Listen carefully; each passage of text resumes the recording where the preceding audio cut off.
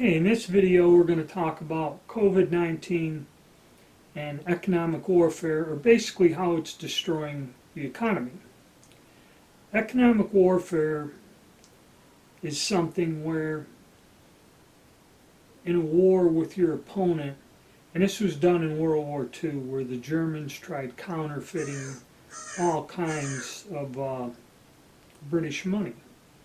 Okay, and excuse me for a minute. Over here, a little buddy's carrying on. So this is a form of warfare. You bankrupt the people because in order to progress in a war, you need money. You need money to build tanks, planes, guns, pay the soldiers. So if you attack the economy, in the old days, you attacked somebody's ability to fight war. Well, what happens to the normal person in your everyday life if somebody attacks the economy and destroys the value of your money? Okay? Irregardless what you do for a living, your investments, your holdings, or your weekly paycheck, if somebody does something to devaluate or destroy the value of your currency or your money, they are attacking you personally. Now, the global economic war really didn't start with this COVID-19. These people have been doing crap. It started in the 90s under the Clinton administration, where the economy started to get unstable. All through the 90s, you invested money, I did it, in mutual funds and 401ks. The pension system has just about been eliminated in most jobs, most places you go to work for. Even if they do have some sort of a pension thing, you're not, as a new employee, you're not allowed to get in it.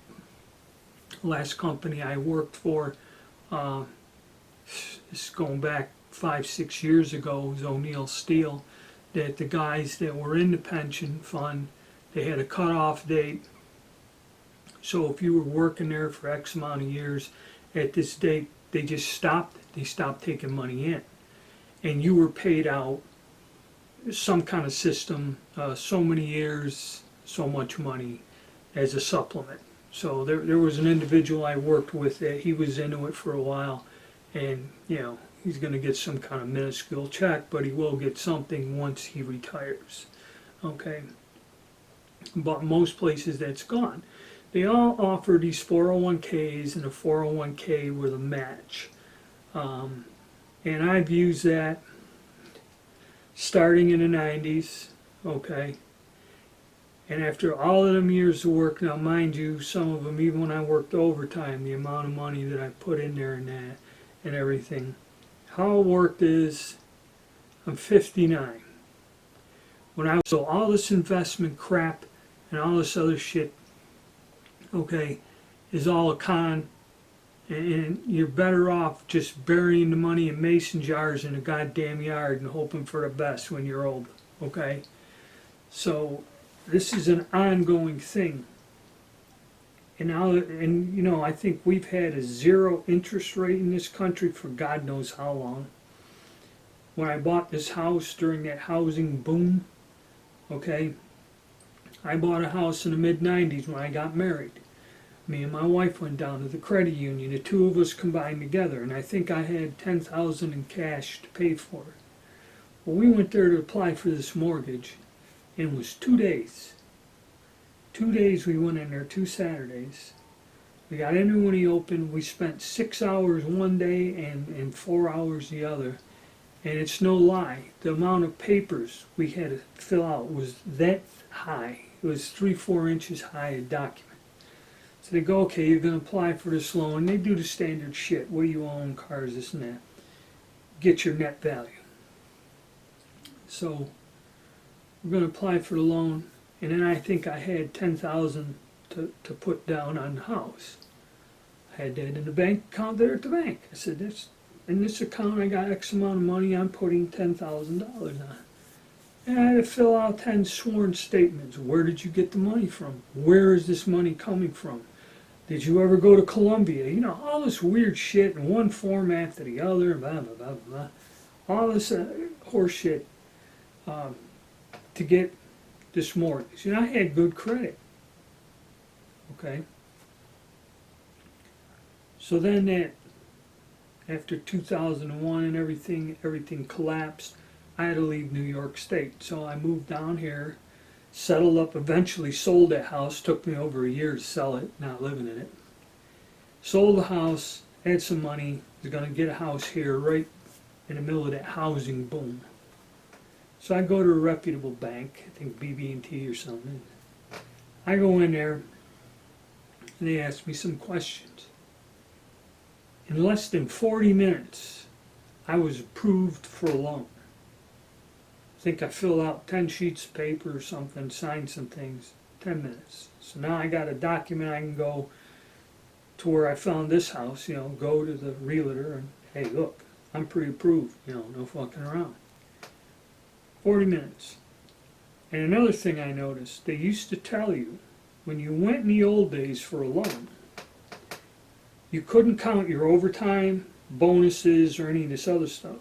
When I filled out the loan for this house, they were taking it in. Do you work overtime? Yes. How much overtime do you work a week? And they started adding that into my income, which in the older normal ways you shouldn't, but they did. So basically they issued loans and approved them to people that shouldn't have got them. So everybody bought a house. Then in 08, 09, the housing bubble burst. And fortunately, the state that I lived in, the way the laws and that are here, it was only a 10% loss in value. Okay. Now I know people that lived in other states where, say, a house was worth $100,000. Then a year into this, they'd say the house is worth $200,000. Well, what people were doing is floating these ARM loans. Okay, they only pay a small percentage of the interest and everything. And then they're unemployed and taking the money they got out of the equity of the house and living off of it. There was something out in Arizona, it depends on your state laws. So where these people had a house worth $100,000, they borrowed $200,000, then another year passed, they borrowed $300,000, and are using the equity money to cover their expenses. Well, then when this thing resets and the bubble bursts, they come back and tell you that the house is worth $100,000 again, but you owe something like $400,000. Now what are you going to do? And there were people that bought homes that could afford the loans and had the money to do it. They bought the house at like $300,000, and now bang, the house is worth $150,000. So you're paying $150,000 more on a loan that you're never going to get equity out of that house. This is how you destroy the value. And like with the guns, AR-15 retails for $700, then it goes up to $1,300, then it comes down, they flood the market, they're $400. Then there's a shortage, now they're up to $1,200 again. You know, there's economic instability. You have no value. And this is how they break down your money. Now once everyone's in debt or whatever you own has no set value, this is where when they come in to finish us off, between the housing boom, there's supposed to be another bond market crash and this and that. And there was a crash of some sort, or huge adjustment to stocks in the Dow Jones Industrial when the COVID hit. Now where the COVID is finishing off stuff is irregardless of your investments, now COVID's destroying income. So after all these years from the 90s, these ups and downs have financially crippled people, where people are not financially secure. Like at my age, you're not financially secure. And everything that I've done legally, okay, has been a failure and just a loss of money. So now we come to where COVID comes in. And what they're doing now they're going to, this is the final nail in the coffin. This is what's going to wipe you out. They're destroying people's source of income. So any small business, restaurants, bars, all this other stuff, they're destroying this. These lockdowns and shutdowns and unemployment and that, you're totally trashing the economy. It is an actual attack upon the U.S., our monetary system, and our citizens. You're destroying their lives. Okay, they did it with that early shutdown, then they come back. And also, I don't know if this was planned or whatever, but as it coincides, North Carolina never come out totally of the lockdown in that. He went to phase 3.5 or some horse shit, where there was a lot of places still closed. So there have been people that have been shut down and just about had their businesses wiped out since March. And now, coinciding with this election, the accusations with the election, all of a sudden all you hear is off the charts COVID and Thanksgiving. People wanted to be with their families. How can you imagine that? Okay. And the threats, the intimidation, the no travel orders, the bans, okay, and now they're saying, all because you went and seen your family, you were with your friends, you talked to people on the holidays, now everything's going up, and we're going to have to totally shut down curfews. Now we got a curfew in our state and everything else. And it's also coinciding, the more they expose election fraud, the more COVID deaths, the more they keep bombarding you with this in the mainstream media, and the more they restrict certain businesses. Now this curfew kind of has this thing where you shut down any bars, the few bars that are open, you're shutting them down at 9, you can't buy alcohol after 9. Okay? I'm an old person. If I drink alcohol, I start in the afternoon, and by 8, 9 o'clock, I'm asleep. Okay, so I'm under the wire. I guess this wasn't designed to screw with somebody like me. But younger people, if I was working, generally get out of work, 4 or 5 o'clock, go grab something to eat, get washed up, you go out, sit around with your friends and shoot pool or play cards or whatever, or go to the local bar, or, you don't get there till 7 or 8. Okay, and you hang out till 9, 10 o'clock. I mean, it was a normal way of life. At least it was for me when I was younger, and most of the people I associated with. So you're destroying this. And another reason they destroy this is because when people socialize and congregate, people talk. And people are saying, hey, look, all this stuff on the news, okay, and there ain't nobody wearing a mask in any of these places I've been in. People are starting to talk. Hey, this is all BS, man. What they're saying is not happening. And and people are hurting financially over it. So this is how it all kind of blends in together. And this COVID is the last thing, and they're using this as an excuse. Is there a virus? Yes, there is. Does it kill like it does? No, it does not. I don't believe any of that whatsoever. Matter of fact, I was in a bar talking to an individual, he was my age. His uncle passed away. And he told me, I said, well, what happened to him? Well, he said, he's got to be 70, 80 years old. Let's say he's 80 years old, okay?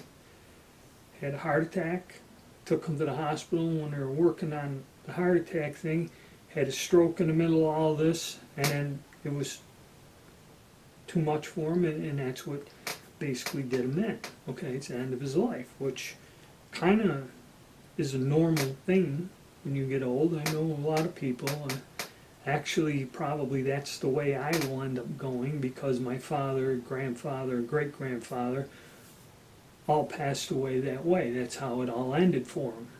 Okay, and probably my cardiologist told me no matter what I do genetically, probably that is the way it's going to go for me. Okay, and it's just a fact of life. There ain't no way around it. So the guy passed away of old age under a normal thing. And I asked him, I said, man, he's looking at me, and I said, what do they put on the death certificate? And they did write down on there, died of COVID-related illness. He wasn't sick, didn't have a fever, wasn't coughing, didn't have a congestion. He didn't have the flu or any cold symptoms. He had a heart attack, which led into complications, which led to stroke, and basically that is what did it. But officially, he is listed as passing away from COVID-19 related, okay, which is not true.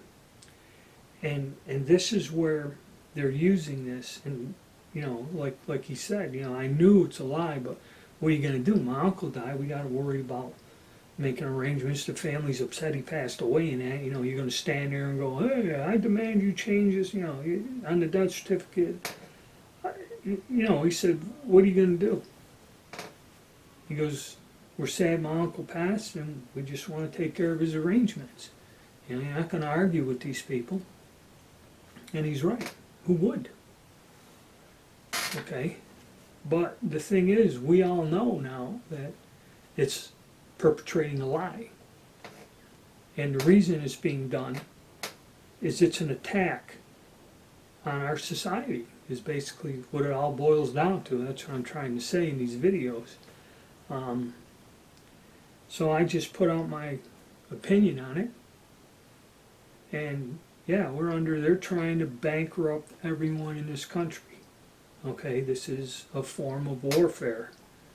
And they're gonna, you know, they're destroying people's lives. Now on the other hand, you see when they postpone this political stuff, well, we're not getting our handouts, we're not getting our relief check, people are going hungry. Well, why don't you go and get a job? Okay, or try. You know, instead of saying, hey, where's my relief money coming?